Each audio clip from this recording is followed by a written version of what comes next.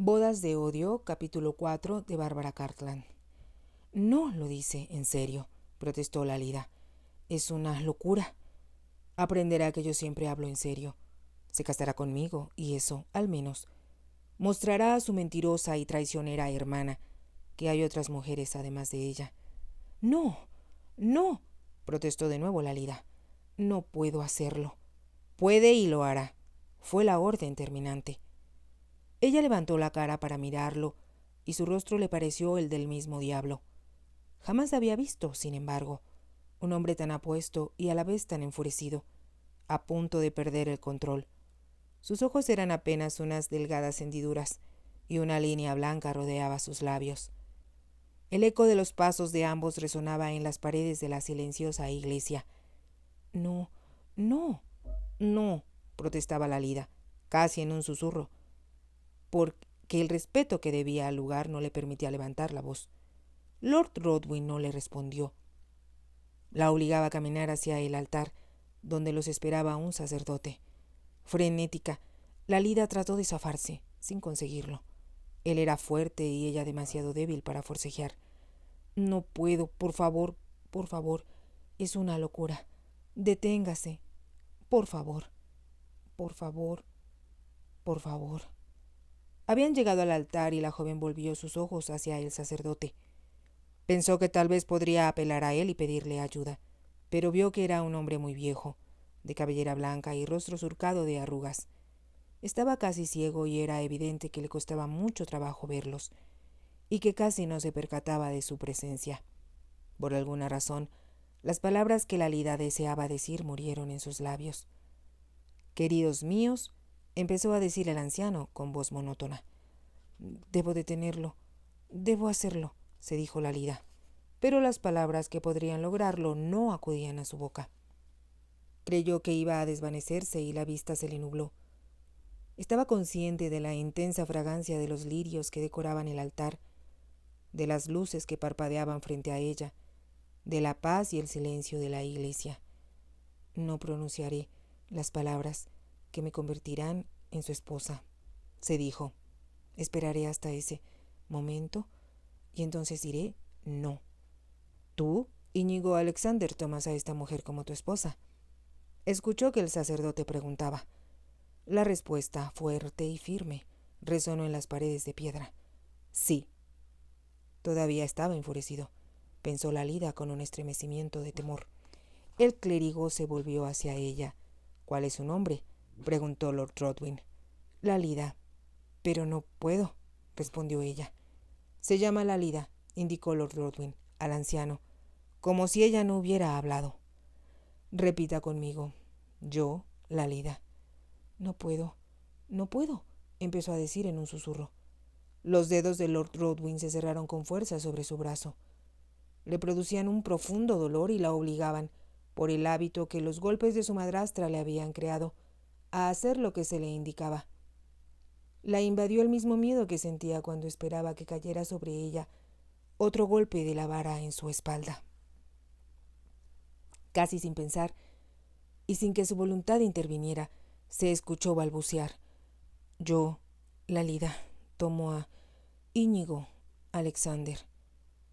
Cuando todo terminó, salieron de la iglesia y viajaron juntos, pero no en el carruaje rentado en el que Lalida llegó, sino en un lujoso vehículo con adornos de plata y mantas de Marta Cebellina, para cubrirles las piernas. Lalida no habló, pero sin necesidad de palabras, comprendía que Lord Rodwin continuaba tan furioso como antes. Percibía su ira que, con la fuerza de un trueno, llenaba la tensa atmósfera del carruaje.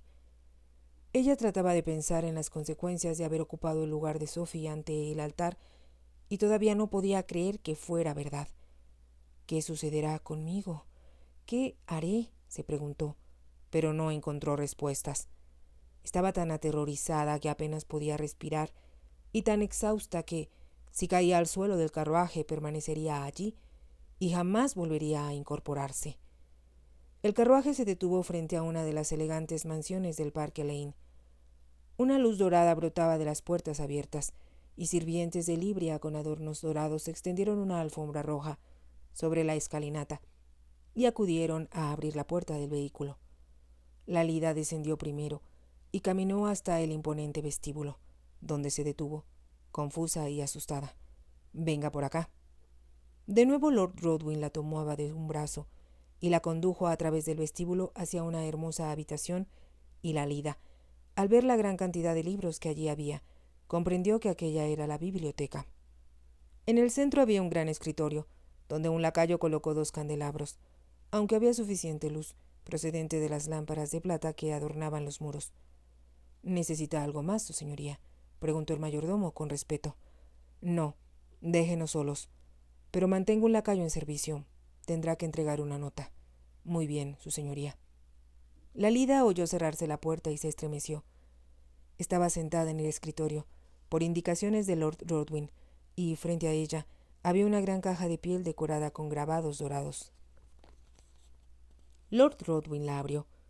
Sacó algunas hojas de papel grabado y una elegante pluma blanca para escribir.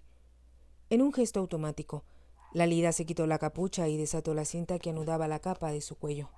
Le resultaba difícil mover el brazo, así que aflojó la presión de la capa, haciéndola un poco hacia atrás, y tomó la pluma que él le ofrecía. «Escriba», le ordenó. Obediente, porque no podía evitarlo, Lalida se inclinó y apoyó la mano contra el papel. «Querida Sophie», le dictó con voz dura, y ella lo escribió.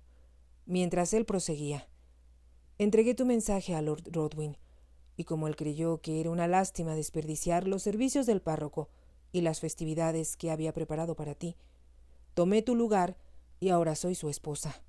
Estoy segura que te alegrará saber que todos los temores por la salud del duque de Yelverton eran infundados y que se espera que goce de buena salud durante muchos años». «¿Cómo lo sabe?», preguntó. De pronto levantó la vista hacia Lord Rodwin, que estaba de pie a su lado. «No era verdad. Fue usted quien envió esa nota a Sophie. El duque no está moribundo». «No, no está moribundo», respondió Lord Rodwin. «Era una prueba, en la cual fracasó su hermana». «¿Cómo fue capaz de hacer algo así?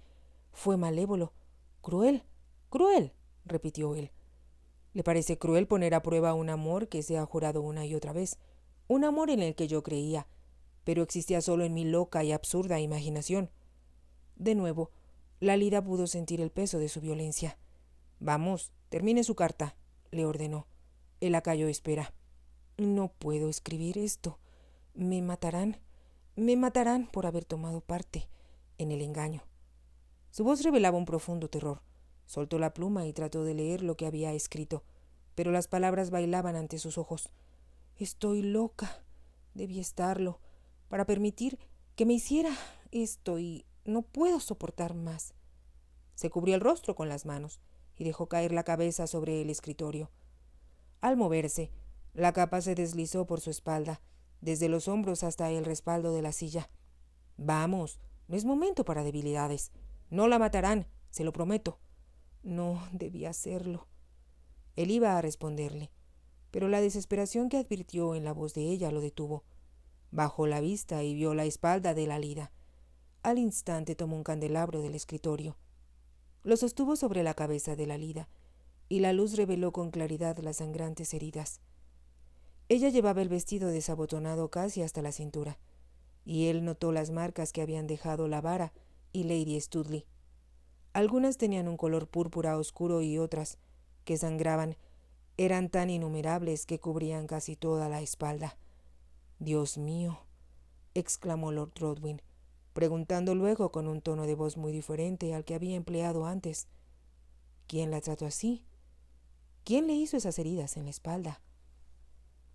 Cansada, Lalida apartó el rostro de sus manos y lo levantó. La cabeza le daba vueltas y no podía pensar con claridad. «Mi madrastra», respondió casi sin pensar.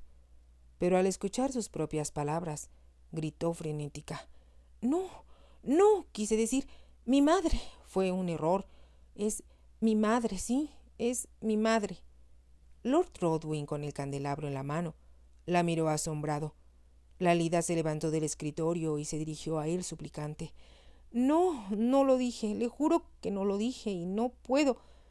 Lo miraba con terror, como si dudara que la escuchara, Hizo un ademán desesperado y cayó al piso, desvanecida.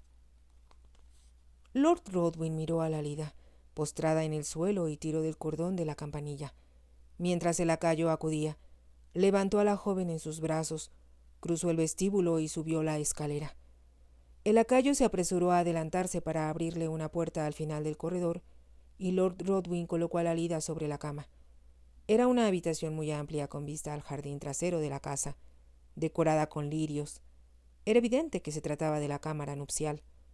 «Llama a Natty». Lord Rodwin había acomodado a Lalida en la cama con mucho cuidado, colocándola de costado para que no se lastimara más la espalda. La observó con la misma expresión de asombro e incredulidad que cuando vio su espalda por primera vez, y se dio cuenta de que también sus brazos estaban lastimados.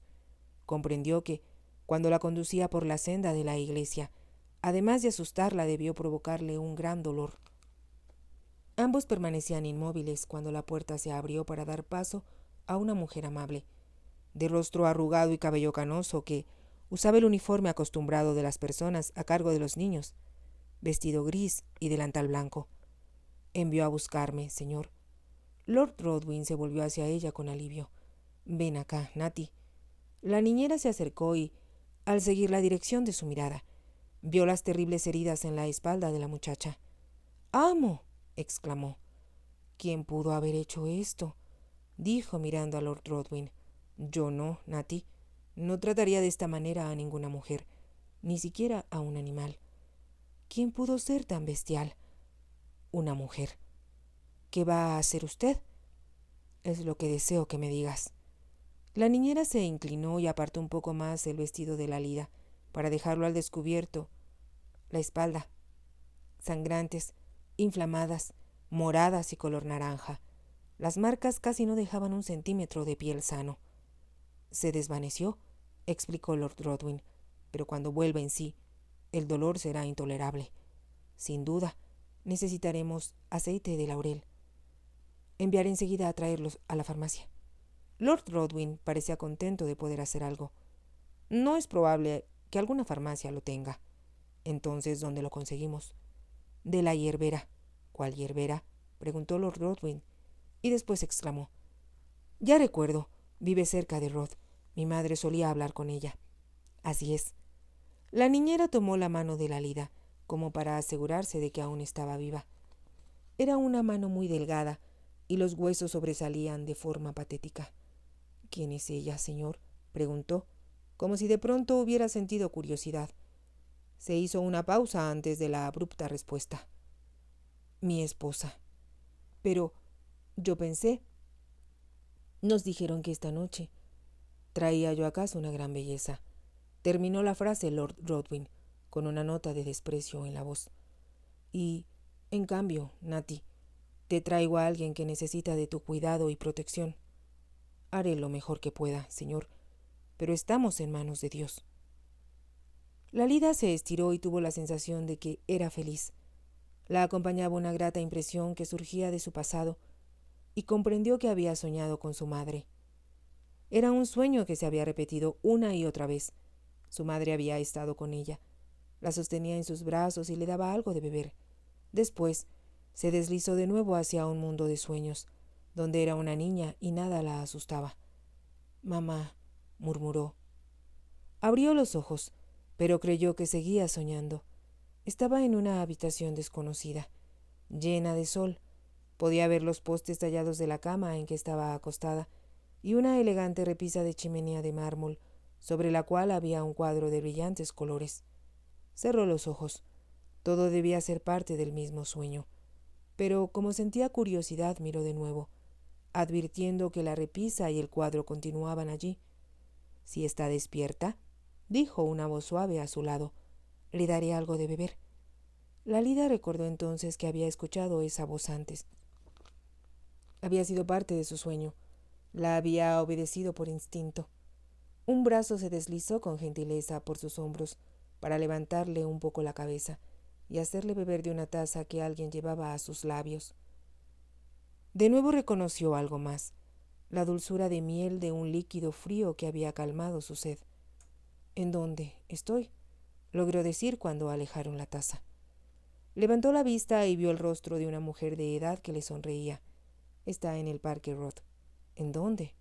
La trajimos aquí, milady. Pero, ¿por qué? Trató de preguntar Lalida, y entonces recordó.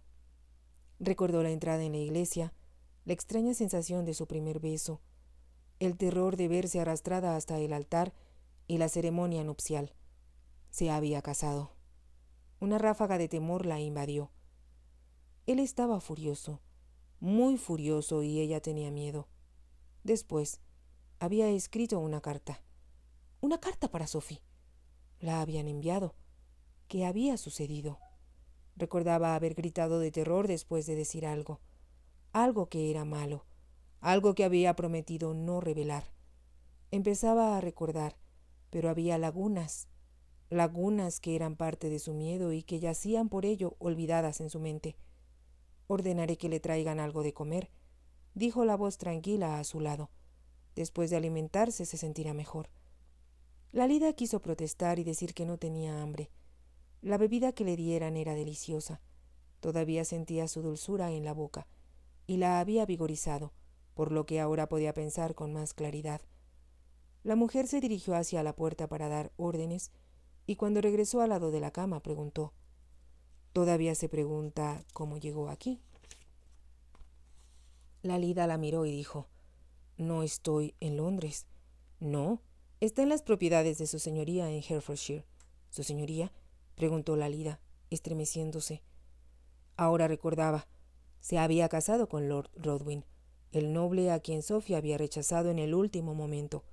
Ese hombre moreno, airado e imponente, que le había tendido una trampa a Sophie, atemorizándola después a ella, para obligarla a casarse con él. Pensó en su madrastra y tembló.